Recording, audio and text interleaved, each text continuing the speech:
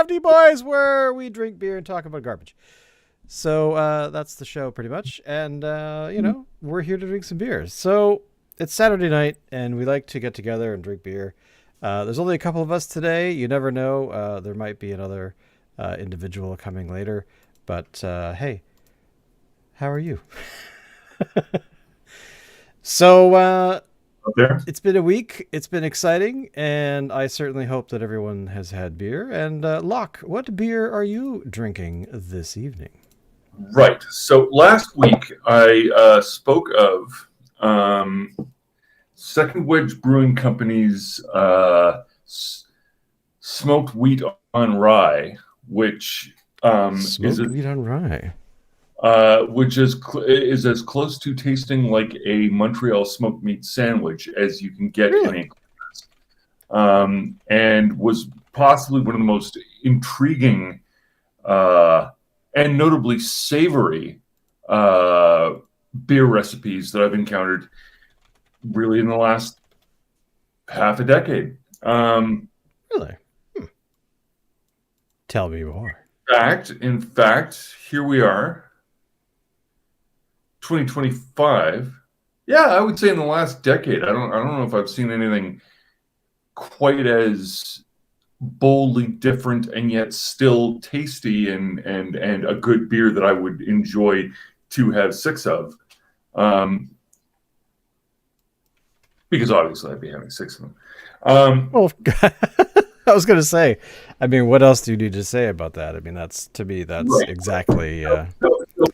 So I wanted to find out more about these guys, and so what I have is three of their other products. So evidently they're new enough that the LCBO is stocking like multiple iterations of what they do rather than just the one that sells, which for the more established breweries tends to be the pattern. So we have Three Rocks IPA, we have Monday Night Piper. Okay. And we have Fat Bike Double IPA. Bike Double IPA. Why does that sound familiar? Well, because I think when an IPA is formidable and awesome, you put the word fat in front of it, kind of like Fat Tug, Fat Bike. Presumably there's going to be a fat blimp, a fat lady,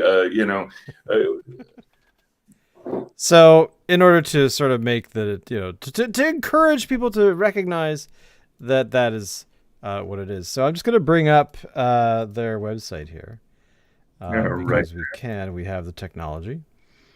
And this particular beer, Second Wedge Brewing, our beer, Meet the Beer. Oh, hey, check this out.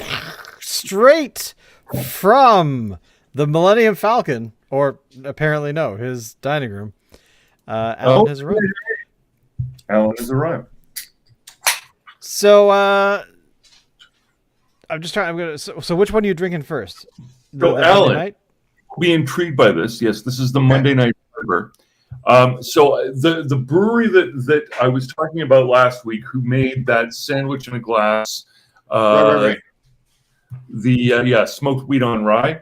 So this is the same brewery. This is Second Wedge Brewing Company. They're from Uxbridge, Ontario. And this one I think might interest you a little bit, Alan, because it is a Scottish style ale. So like a wee heavy, we think.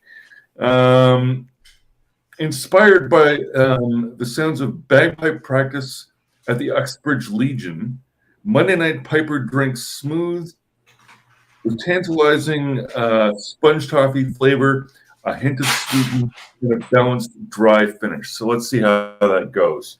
Sounds to me like we could be in wee heavy territory. I have a question. Are you also going to be eating roast duck, lamb pie, dried fruits, or nuts with this beer? Because apparently that is the beer pairing to have. Right. Yeah, I've been told that I'm nuts. So.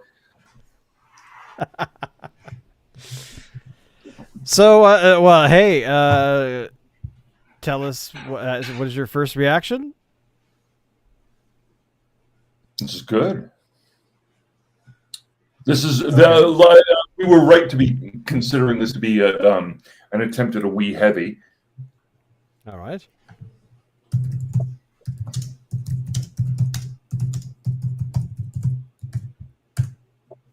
Type. Yeah, it's got that complex sort of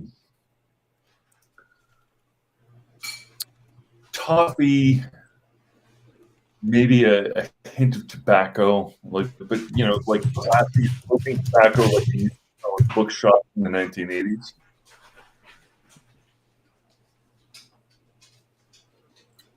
This is it does finish dry.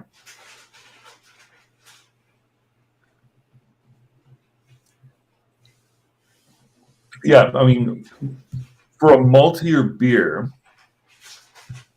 there is that sort of upfront sort of.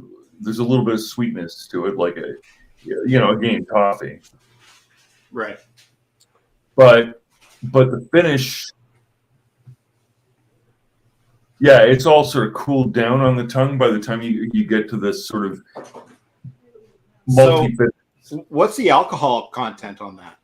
So this is not too aggressive on the alcohol. This is a 4.8. That's low for a wee heavy. It is low for a wee heavy. Agreed. Yeah. It'd be more like a 6. Or even more. I remember there was one at Swan's Brew Pub.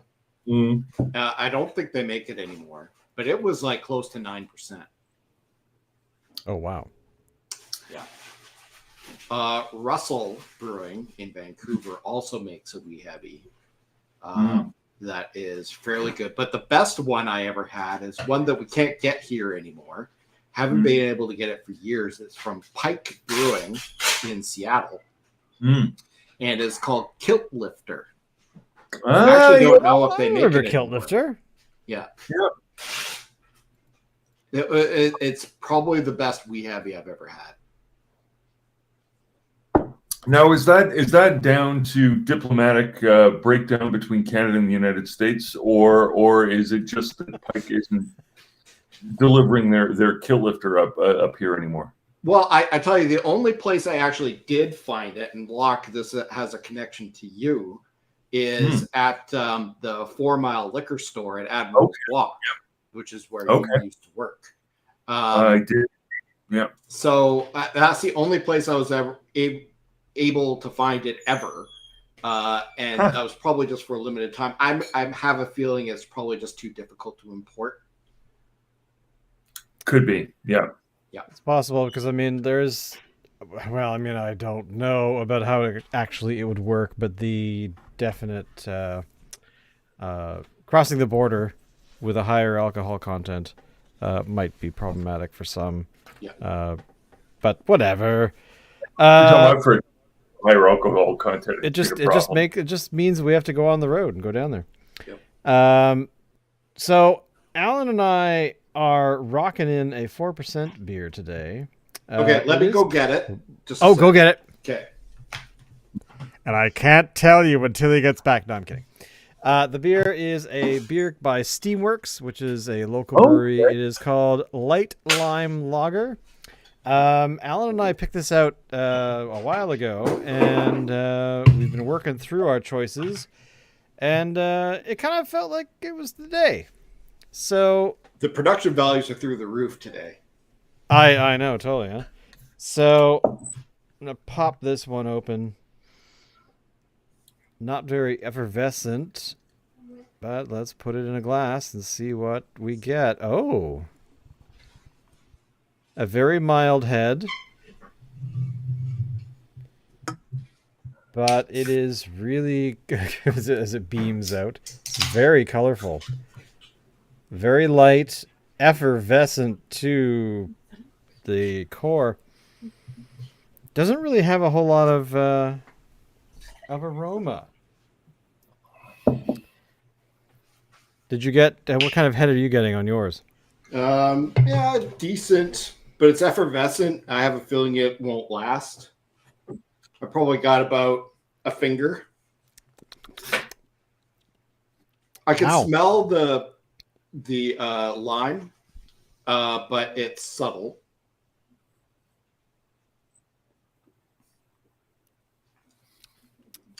but it's way That- stronger tasting than it is smelling.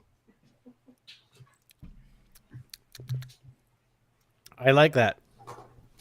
Now, this That is something actually- from last summer, so I'm gonna bet that you can't find this in the stores now.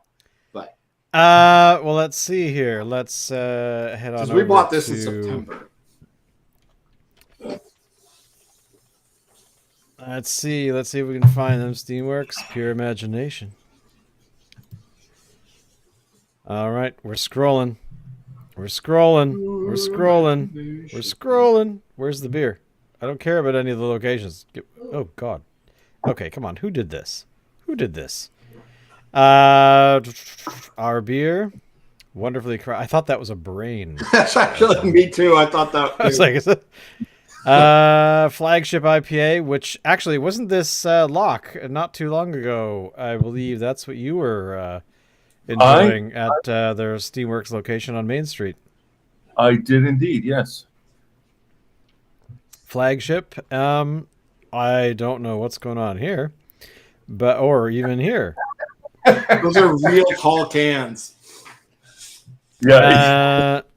You know what that is. You know what's going on there.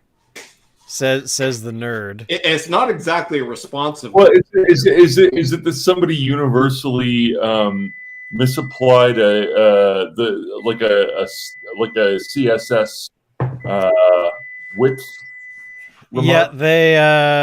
they added which one am I editing here? It's this one in the middle. This should have been oh God. Where is this coming? Oh, good Lord. Come on, people. When you're putting a site together, I mean, come on. All right. Well, let's not like. Oh, Hey! yeah, they've really. It's being Check it out. overridden. So, never mind. Check it out. Steam Whistle has pens. Yeah, they really. Oh wow, they probably need to work on this. Those look like. Tetris. However, in the seasonal, same problem. Yeah, there's the lime one right there. Let's see if it improves. There we go. So it alcohol by volume is 4.0, and international beer units are at a low 9. But it does look. I'm assuming this is going to come back. It is. So we actually got this like back then. We bought this. Remember when we went to the beer store together to get some beers around the time we went to Beer Fest. Oh wow! So September of last. Oh right, okay.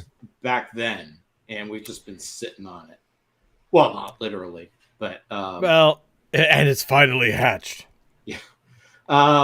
But That when is nice. summer does roll around and you're mowing the lawn and you need a cold one after, this one's good. This one's refreshing. I would definitely do this. It's not overdone in the lime department. It's nice and subtle, but enough where you are able to enjoy it and go, I'm drinking a lime ginger ale almost.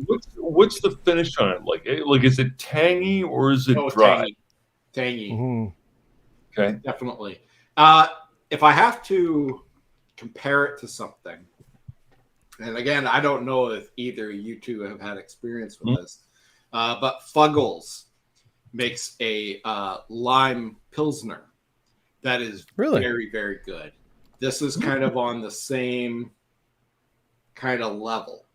One thing I do like about Fuggles' presentation of their lime pilsner, it's a little bit more crisp, and it comes in 6 packs of regular cans, whereas this is in tall cans, so you probably get them in a 4-pack.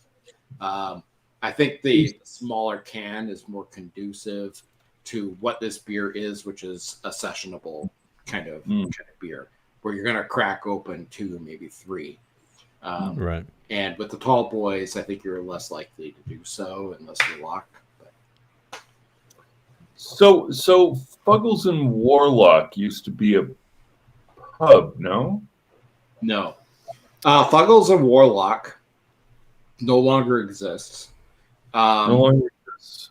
It was just a startup that started brewing beers by leasing space at other breweries.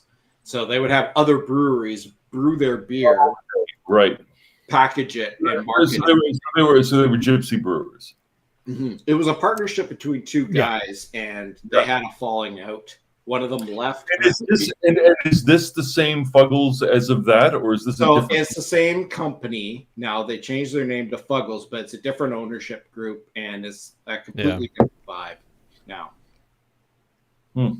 The beers that they had before under Fuggles of Warlock are mostly gone. Mm-hmm. Oh yeah, they're totally gone. Yeah. The they've got a lot of the. I mean, the logo is very, very similar. They just basically dropped the Warlock part. But I don't. Honestly, I don't think I've had them for quite a while. So it might be something we'll need to research. And what is wrong with websites today? Is this just look at that? It's way the hell over there, and you can see these little tiny icons here.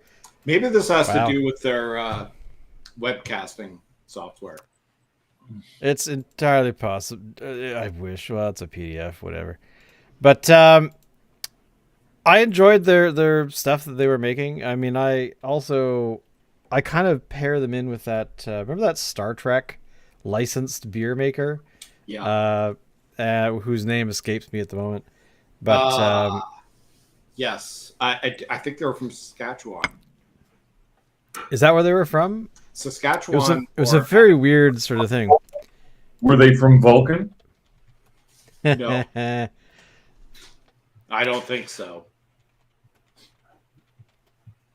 Well, it looks like they are gone too. I just had a very quick search here, but they were called what was nice about Fuggles was really good beer, but they also had great marketing in that a lot of the stuff was nerd based.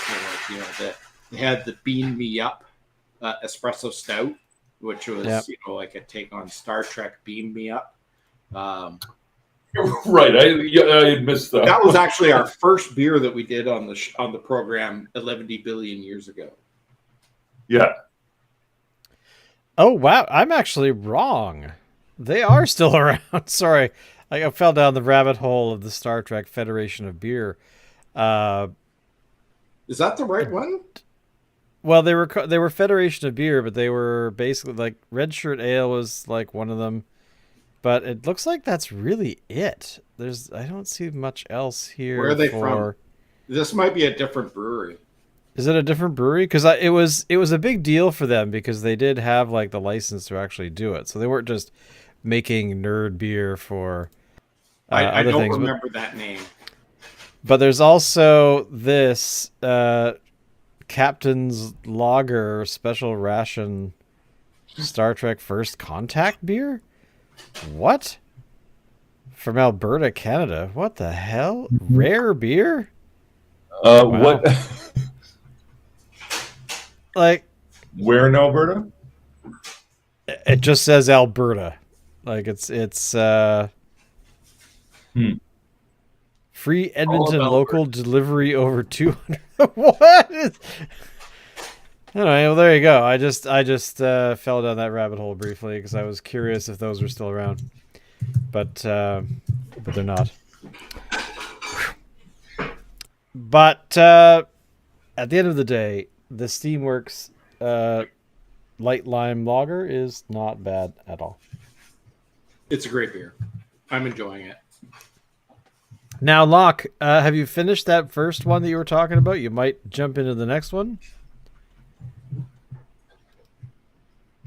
I think Locke has gone bye-bye, Egon. Is he frozen? No, he's doing something. Am I frozen? You guys? No, I asked seem you... frozen to me. Oh, really? Oh, well. You look fine at the moment. I mean, however, your connectivity is really poor. Your internet sucks. You're really pixelated. Oh, it's getting better. Slightly better anyway. Oh. But I was asking you if what beer you so you're doing this one. Are you gonna do the next one? Oh, right, yeah. Chug. Whatever the next one is the you mentioned it earlier, but I've forgotten now. Yes, the three rocks. Let's do the three rocks. Here's what we'll do. I'm going to pour a little bit of the three rocks.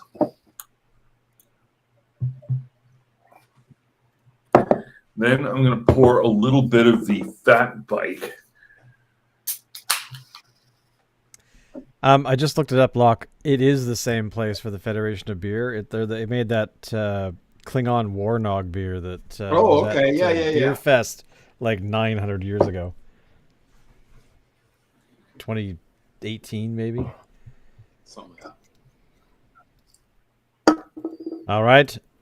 What does the next one feel like? Taste like? Feel like?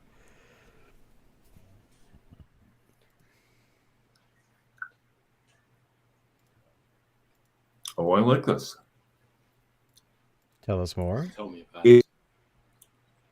This is solidly West Coast hoppiness.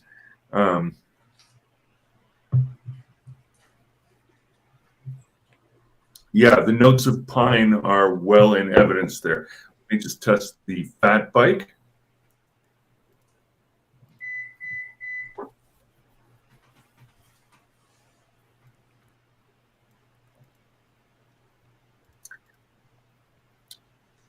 The fat bike has some of that. I think it's the least good tasting of the three. So let's do it.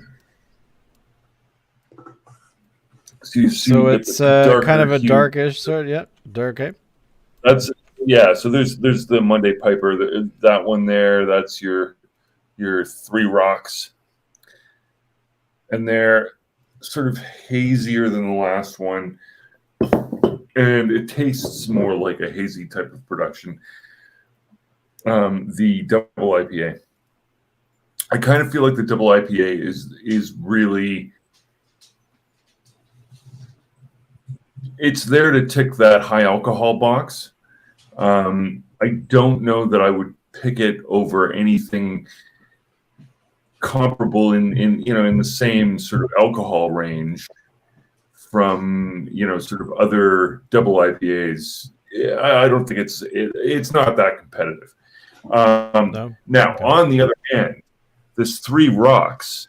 Does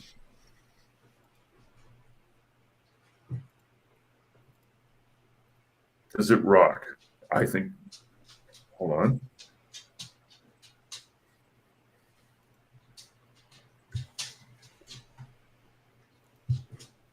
It kind of rocks.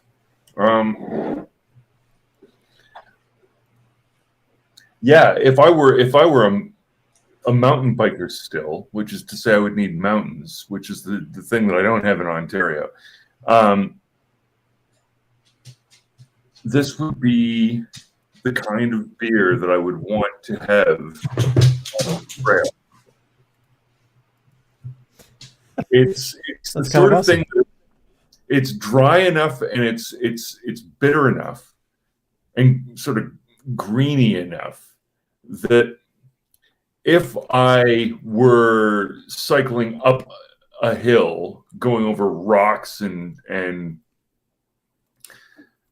deadwood and the like, and getting a proper workout, and I were sort of parched, if I had one of these afterwards, I wouldn't have that barfy feeling, like if it were sweet at all, if it finished sweet, you'd have that feeling like, ugh. Yeah. You wouldn't get back on the bike, would you? This, I could see myself getting back on the bike. Well, I mean that it's actually funny you say that because I agree because there's that sort of I was thinking about this lime beer that the finish is really nice, but there are times where it kind of tastes a little sweeter just for whatever reason, and it's a bit more it's on the not as exciting side of things. But at the same time, it's taste buds are weird. And sometimes you just get a little, I don't know. I ate a steak 4 years ago, and it might be affecting my flavor buds at the moment. My flavor buds. Yeah, there we go. Flavor buds. My flavor buds. Your subjectivity is really about flavor buds. You can never go wrong with your flavor buds. By the way, let's raise our glasses. We have a toast we have to make today. Oh, It was okay. announced today that Cardam's Donuts on Main Street in Vancouver I read that. is closing forever on February 14th. Oh, well, So 2 Cardam's Donuts, Allison's favorites, have- one of my favorites. Did they say why? No, that doesn't say why at all. My feeling is that their rent probably went up again, Probably. but because it's just that sort of building.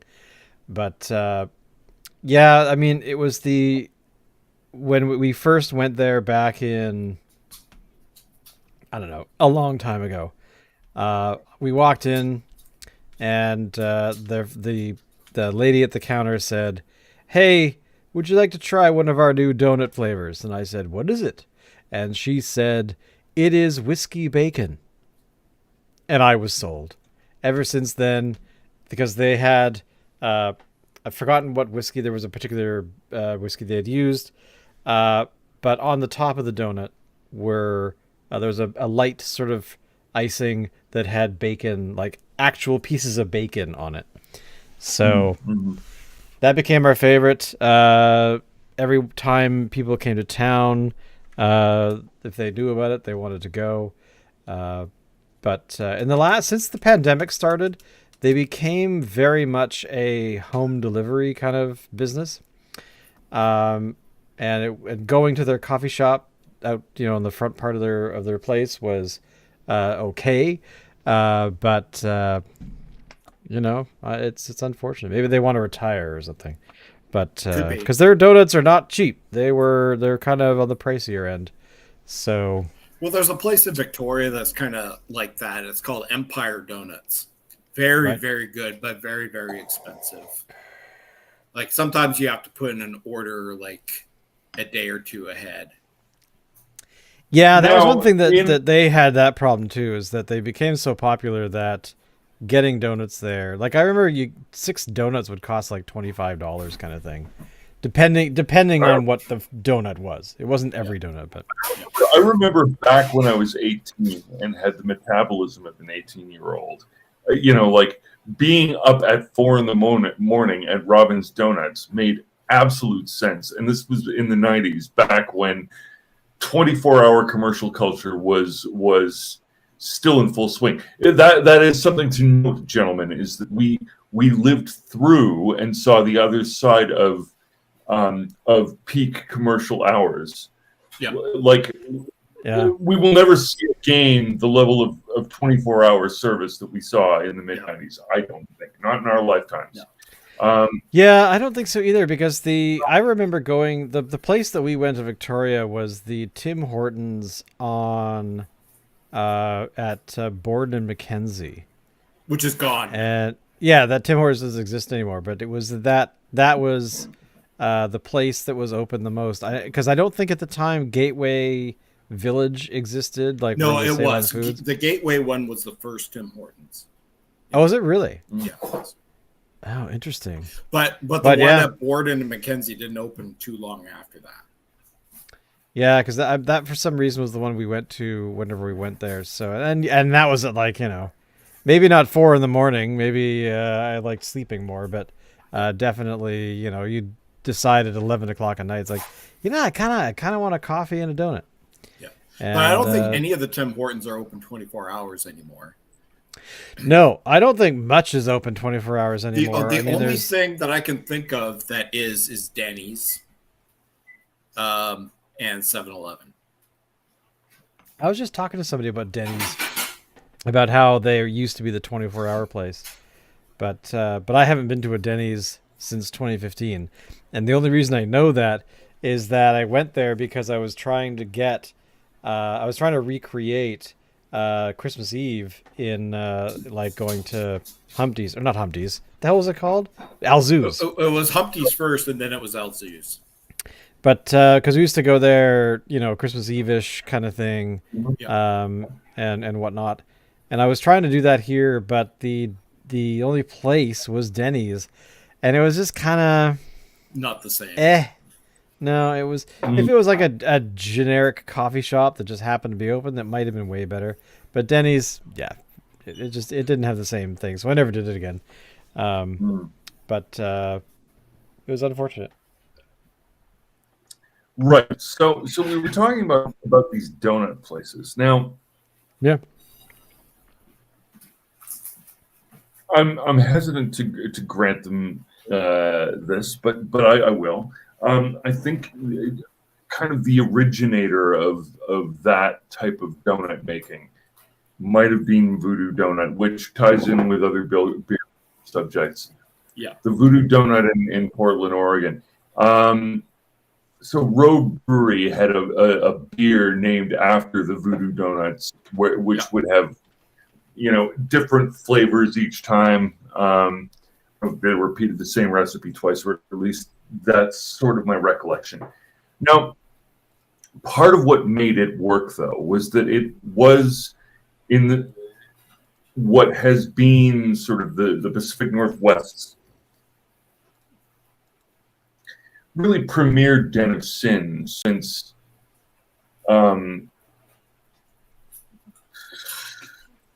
the arrival of Western Europeans. That's crazy.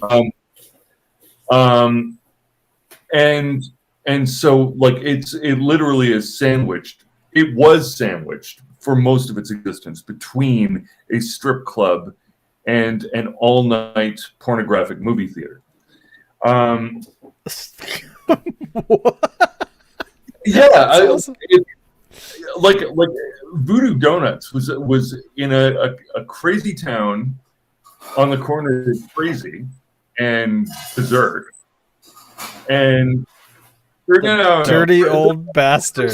Yeah, on the corner of Crazy and Lascivious, and I literally swear at some point had an aspirin flavored donut that had actual powdered aspirin on it. What? Yeah. What? Yeah. So that seems kind of bad in a way. Speaking of weird places, Hey, look, it's a cock and balls. And that's what I'm saying is they were Voodoo Donut for reasons beyond, we're like this fancy name and we're going to sell you really expensive fuckity boo donuts. Yeah. No. They were nutcases surrounded by nutcases in Nutty Town. Where Do you guys remember Zombies Pizza? Oh yeah. Yeah. So you go into this place, like the seating was church pews, and you eat your pizza by the slice. But you go into the men's bathroom anyway, and you're standing there in front of the toilet, and there's this mural of a priest looking down at you while you're taking a leak. It's like his hands are spread out, he's like looking down on you, judging. Does Zombies Pizza still exist? No. Long gone. Then explain this. On Cedar Hill Crossroad. Oh. What? I may have to check this out. Well, can't we'll be... get to that. I'm gonna look up this address, see if that actually is a thing. This account could be a million years old for all we know. Zombies Pizza. It's on Skip the Dishes. Really? Well, I know they didn't have Skip the Dishes back then, so. Zombies Pizza. Oh, that's in that. Okay, so Shane, next time you're in town, we gotta check this out. Yeah, I'm gonna see if it. Well, the only let me jump over here. What's in that place? So this is 2018.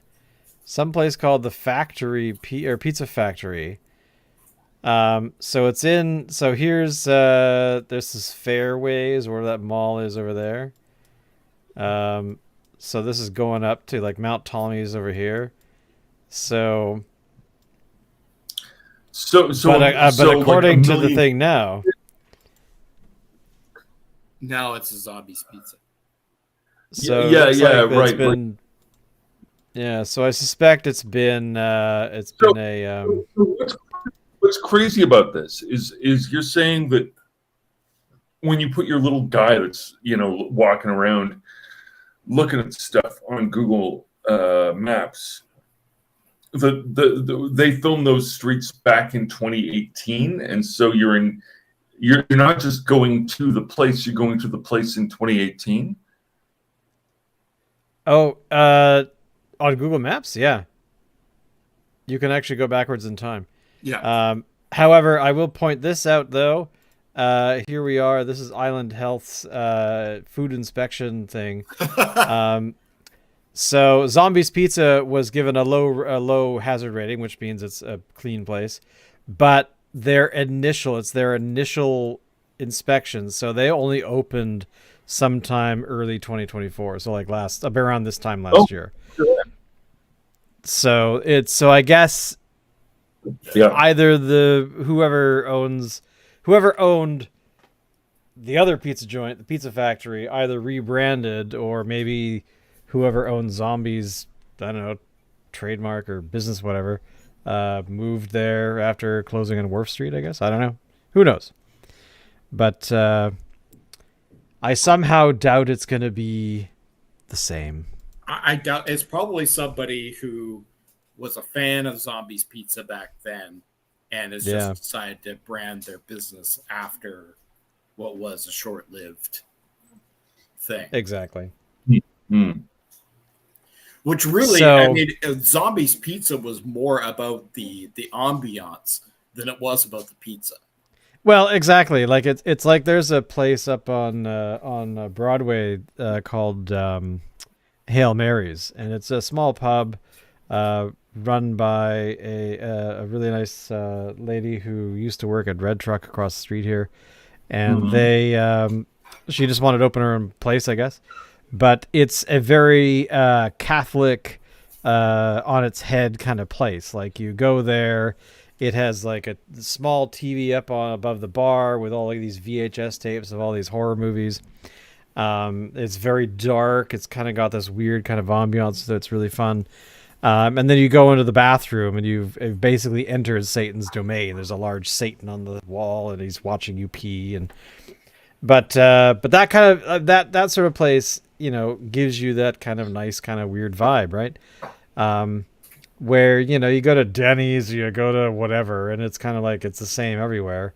No personality. So I kind of like it when these places have a personality. Like, the person who's watching you pee is less compelling, less. So if we go to the Zombies Pizza place, Shane, that's going to be the first test. If they have a bathroom for customers, we have to go in and see if the dude is there on the wall. Yeah, because that would be kind of fun. Like, there's like the Narrow here, just a few blocks away, and it's kind of a weird sort of vibey place, which I like. Honestly, I can't really think of a whole lot of places. Cardam's Donut, kind of the same thing. It sort of had its own little kind of coffee shop, but high-end kind of vibe to it. But most places don't really have personality to a degree, right? No. It's unfortunate. Well, it's an increasing problem. It used to be that everything was, covered in clippings from Life magazine, or like that. That would have been, sort of like, your signage would have been something you got for free because it's branded with 7-Up, or you know what I mean? Like that used to be the norm for everything. Now everything has been turned into this like sort of slick experience, except that it's an experience that after you've had it once, you're pretty sure you never want to do it again, because God, it's fucking boring. Yeah. And that's so yeah. I have to Yeah. imagine. You know what I want? I want to go to a restaurant where there's like a some sort of wheel on the wall that gets spun, and if you order a particular thing, you get a spin on the wheel, and then some guy comes out and says, "You get a drink from the fire hose," and then you like get hit with a fire hose. You know, like something fun and I mean, not necessarily that, I guess maybe, but you know, the health people would be all over that, but you know, something like that. Like there's a place in I want to say it's Blaine, Washington, but it's a bit further north or a bit further south. So I've forgotten basically, what you it's want called. a Chuck E. Cheese, is what you want. Oh God, no! Are you kidding? Well, actually, only if Chuck E. Cheese got up and started murdering people. You know, that would be kind of exciting. But yeah, like something there's like the place in Blaine is not a pizza place. It's a place where it's a restaurant, but the restaurant has this huge, like probably half an acre, maybe an acre of graveled kind of area, and it was called. I mean, I'm assuming it's still there, but if not, it's too bad. But it was called like Food and Bones or something like that, and it was meant for. If you wanted to sit inside, you could sit inside the restaurant. But if you wanted to sit in the covered area outside, yeah, that's where you brought your dog. Like you could get served food at these picnic-like tables, and your dog would run around doing, you know, maybe there's other dogs around. And I just kind of like that idea, like, you know, like going to a place that's different, where it's like, we're going to go to the restaurant, but you know what? We're going to bring the dog because we can, like we're allowed to. And, You know what? Dog-friendly bars are like fucking critical to the survival of society. Now, I know they exist in Calgary. I know they exist in Gravenhurst. Have I found one in Toronto? No, fuck. Is there one in Vancouver? Not that I know of, but there could be somewhere. I've never looked, to be honest. But I just assume I mean there's dog friendly stores, but restaurants generally not. I'm gonna have to look around though. I'd be very curious because You know what? I'm curious. I would be surprised if there is. Just I would be surprised too. but Why But would you be surprised? because I was sorry. Why would you be surprised? Is it because we're so far gone as a society that we don't have dog-friendly bars? I think it's just Well- I just assume that you're not allowed to have animals around by food and That's an drink. insane assumption. Why would you assume? I know. I don't know. Nothing No. happens at home like that Broken causes are a we? problem. When people assume that in the absence of a direct rule, and maybe there are direct rules because God, God, the thing's been going south for a while. But in the absence of a direct rule, you assume that of course you can bring your dog to the bar, don't you? Well, you know, honestly, I would think that going to somewhere in Gravenhurst, for example, is farther. Like I want to shit on the cities, right? The big cities are where these kinds of rules happen. Where you go to smaller towns. I think the they're- worry is that the dogs will do that. They'll shit on the. Yeah, they'll walk into the, you know, Look, there's dogs let's- in the kitchen and they're crapping everywhere. Clear. If we're talking about dog friendly, that means the floor isn't going to be carpeted. Isn't that about the size of it? Yeah. You wouldn't want a carpeted room if you're having a bunch of dogs as your guest. Well, I mean, let's be sensible about this. I'm not suggesting what we want is dog friendly, shag carpeted spas where we've got like mists and like you know what I mean, and black mold and mushrooms growing. I'm saying in a, you know, like let's call it a concrete floor finished tap room, like polished concrete's the floor. I don't see the problem with having dogs as your guests. No, I don't either. I mean, this is the thing, right? You look at like, you have a home, you have a kitchen, you have a bathroom. It's like, you're not necessarily concerned about whether or not your dogs are going to do anything bad in any of those places, because you're a reasonable human being. That if the dog does go and have an accident, sure, you're going to clean it up. You're not going to like sit there and go, "Hey, you know what? I just made you some spaghetti and watch out for the piss on the floor." Yeah, The but what? that's also true. 30-year-old, 30-year-old who Yeah. also piss on the floor and barf on it. Like, what do you think bars are like? You ever been to one? Exactly. Well, I would love to know if Big Bad John's downtown Victoria still allowed people to throw peanuts on the floor.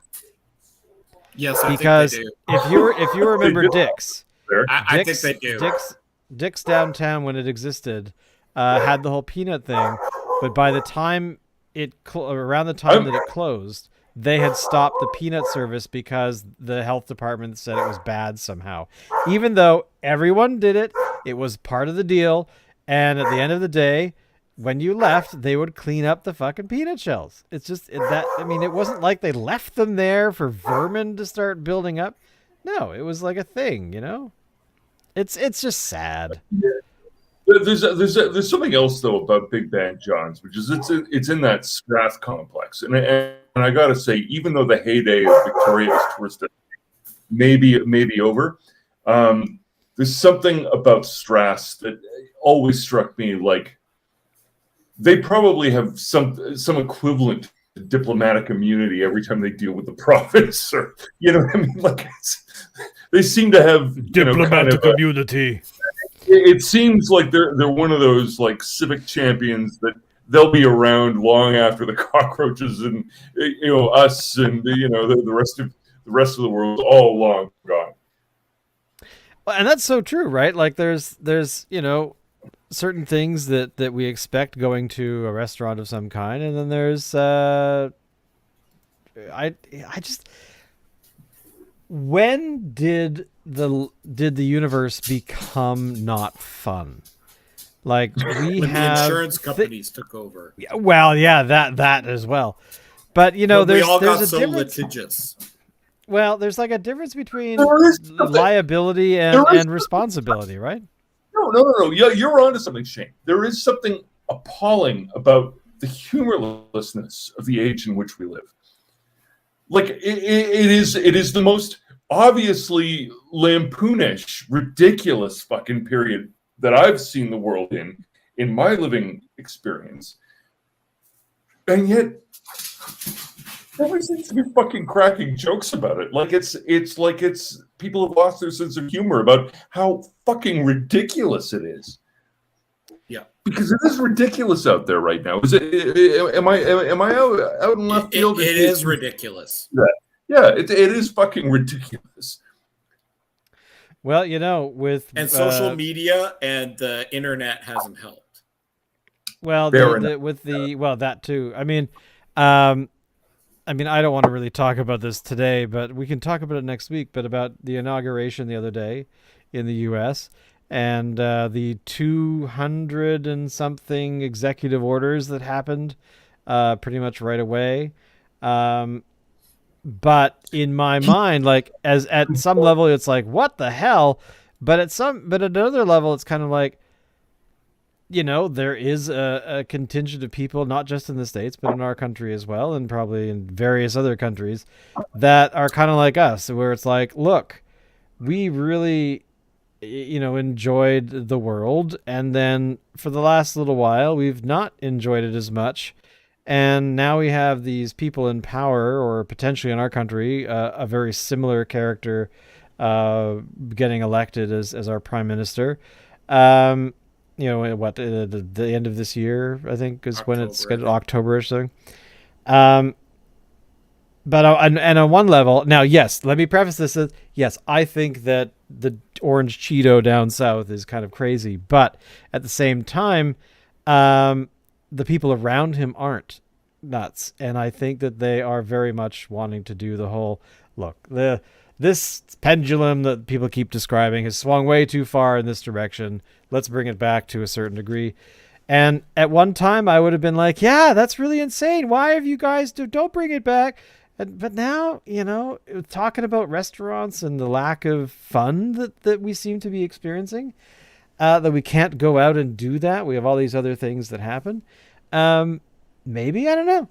Maybe the pendulum does need to come back and go sort of more for A little the, bit, but not as far as. Well, yeah, well, I agree. Like, I suddenly don't want everyone has to have guns, and let's all pretend that we're white supremacists. No. I won't condone. I won't condone the notion of a pendulum because that's endorsing the lefty righty. I don't like that either. And the simple fact is, I mean, policy-wise, am I pro-immigration? Yes. Am I pro-national conscription? Yes. Am I pro-legalization of drugs? Yes. Am I pro institutionalization of mentally ill homeless? Yes. People seem to think that stuff that in my mind is reasonable. Whatever the lefty position on one thing is, you need to take a position with everything. No, and the right positions are obviously stupid as well. It's just a catch-all, bribery scheme to try to get as many potential bribable or bribe giving, more to the point, because that's how political donations work. Well, how many elect that will bribe us to try to take power and fuck over whoever didn't get on our list? And that's all that the lefty-righty two-step amounts to. Other than that, there's nothing coherent about it. There's nothing sensible about it. Policy-wise, you're mashing up shit that, I mean, the people who hate abortions love the death penalty. Like, well, figure it out. Like, it's stupid. It's nonsense. You know what really pissed me off was when I was having a discussion with my publisher a few years back, proposing a new book that I thought would be a good one to do for kids, and but the pandemic was in full swing, and wasn't really something that they wanted to do at that point, and it was a situation where they said, well, you do realize that whatever proposal that you come up with, that we are going to be running sensitivity readers over it. And I said, a sensitivity what? And they said that everything that they were doing at that point required a review of a sensitivity reader. And when I dug into it later on, I thought, what exactly is a sensitivity reader? And apparently all publishers, at least the big, huge ones, whether it's a book like that I was proposing, which was about doing content online for kids, but everyone else, if you wanted to write a fiction novel, sensitivity readers are a big deal, and they tell you what you can and cannot write because of sensitivity. I don't know. I never quite understood it 100%. I understood the concept, but I couldn't get past the fact of. But it's not like it's a misnomer, because what they're saying is sensitivity, meaning fragility. Well, exactly. What does that mean?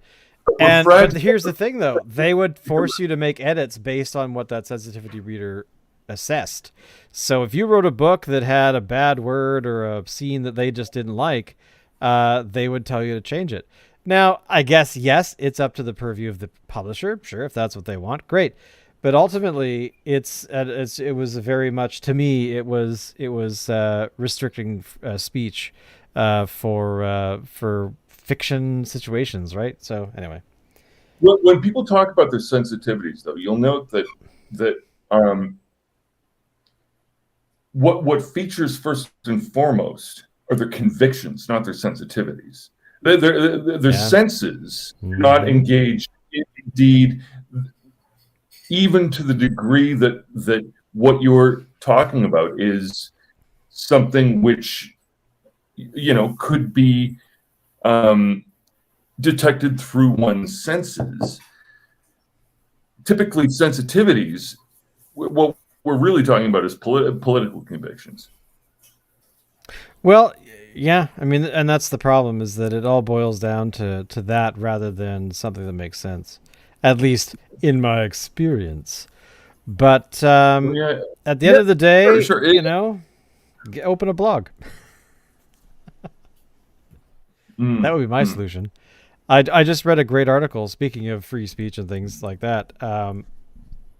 Somebody, I've been saying this for years now, for like at least since the pandemic, that people, if they want to post things online, they should really have their own website rather than using social media. And the business of the Harvard business. Sorry, Shane, but shouldn't you be using your own social media company, like Elon Musk evidently that advice, and he was like, if you had the money to buy one, sure, yeah, why not? Now, quick question for you: since he renamed Twitter X, who currently owns the web domain of Y? Does anyone? Let's all find out for you right now. Let's see. I suspect, I mean, a lot of the single letters stuff got bought up a billion years ago, but let's find out. So Y.com, let's find out.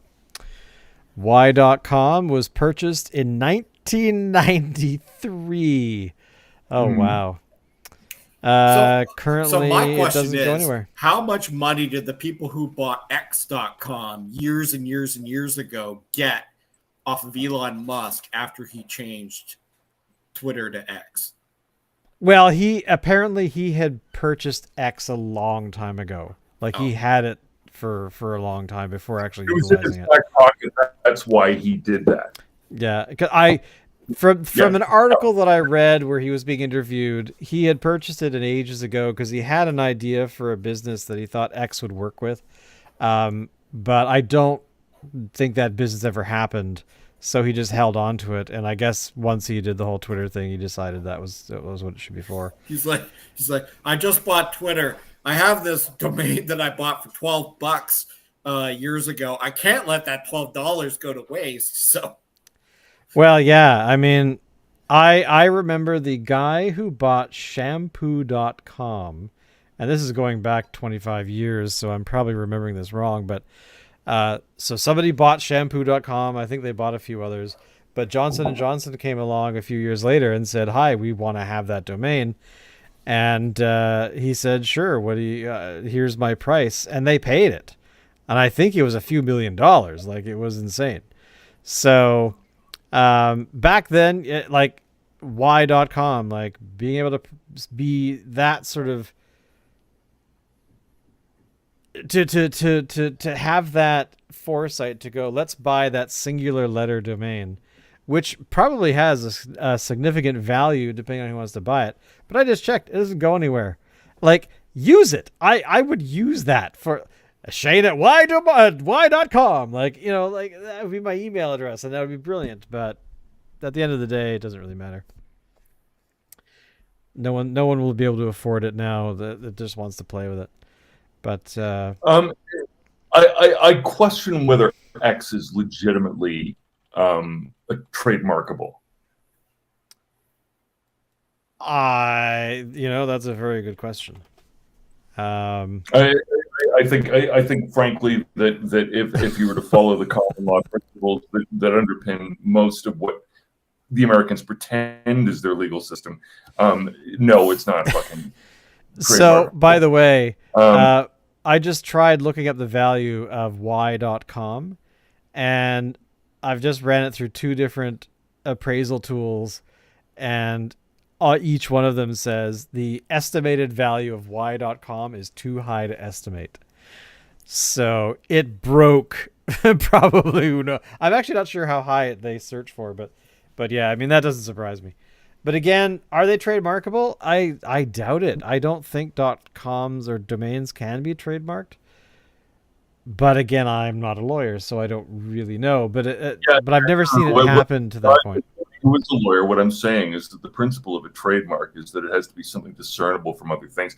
How many thousands the people being signing their name with an X.